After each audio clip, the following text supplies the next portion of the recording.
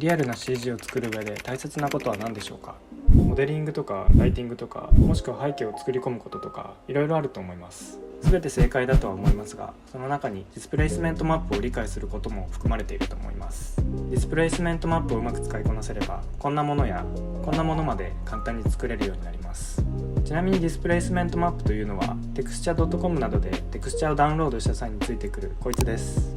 名前にディスプレイスメントと書いてあるので分かりやすいですよね。この動画を見ればディスプレイスメントマップについての理解が深まるので、ぜひ最後まで見ていってください。そもそもディスプレイスメントマップとは何のためにあるのでしょうか？ Google で検索してみると、テクスチャ画像の情報を使い平板なモデルの表面に凹凸があるかのように見せる手法と書いてあります。つまりこのテクスチャを使えば凹凸の表現ができるようになるということです。ここで2つの作品を見てみてください。一つがディスプレイスメントマップを使ったもの、もう一つがマップを使ってないものになります。どちらがリアルなレンガかは一目瞭然ですよね。このようにディスプレイスメントマップを使えばテクスチャ本来の凹凸や影を表現でき、よりリアルな作品に仕上げることができるということです。では実際にどうやって使うかやっていきましょう。まずは素材をダウンロードしてみましょう。素材がダウンロードできるサイトは texture.com や Polyheaven、Ambient CG などどこでもダウンロードができるので、自分の好きな素材をダウンロードしてみてください。特に Polyheaven や Ambient CG は一括でダウンロードできるのでおすすめです。リンクは概要欄に貼っておきますね。ダウンロードした素材はこれらになります。今回は Ambient CG で素材をダウンロードしました。ダウンロードした素材の中に白黒画像のディスプレイスメントマップが入っていることを確認してください。それではダウンロードしたテクスチャを使ってマテリアル設定をしていきます。まずブレンダーを開いたらデフォルトのキューブはいらないので削除してください。その後 Shift+A で平面を追加します。この追加した平面に対してマテリアル設定をしていきます。シェーダーエディターを開いて新規から新しいノードを追加。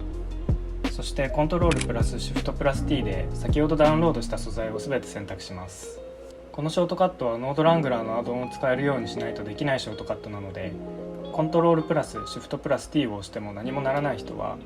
エディットからプリファレンスノードラングラーのチェックボックスにチェックを入れてみてください。これでノードラングラーが使えるようになるはずです。このままだとただの平面にしか見えないので、ここから少し設定をいじってみます。まずはじめにマテリアルプロパティから設定のところにディスプレイスメントという箇所があるかと思います。デフォルトだとバンプオンリーになっていますが、これをディスプレイスメントとバンプに変更します。これでもまだ平面のままですね。その次にタブキーでエディットモードにした後、右クリックで細分化を行います。この時より細分化をすればするほどリアルな凹凸を表現することができますが、その分データも重くなってしまうので、いい塩梅のところまで細分化をしてみてください。